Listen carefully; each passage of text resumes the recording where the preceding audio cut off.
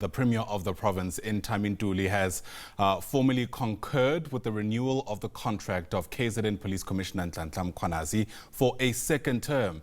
And that follows a meeting with the SAPS National Commissioner in Fani Masemola. Let's speak more about this with Tamin Ntuli himself, who joins us now via our video link. Mr. Premier, great to have you with us in the new year. Thanks very much indeed for making time to speak to us.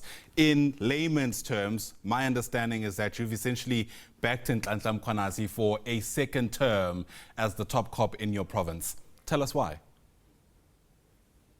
Absolutely. Good morning to yourself and to the viewers at home, and the compliments of the new year. In fact, we had a meeting with the National Commissioner on the 31st, and wherein he was soliciting the concurrence on the Lieutenant General Nhlanhla Mkhwanazi as the Provincial Air Commissioner.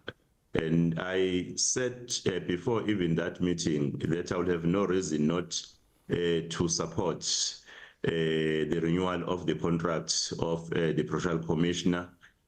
For the work that you see in the province, the stability and the way police are working as a team, indication that much good work is being done. Even general members of the public, I think they are on my side that he is doing quite very well with his team, and we require a kind of a police of integrity to really assist us in fighting crime in this province, because when we're able to fight crime and the stability in the province, even the investors, they're able to come in the province, new job opportunities are being realized. As you know that during the investment conference last year, we secured more than 100 billion of investment, and the Stats SA in fact unveiled that we achieved during the second and third quarter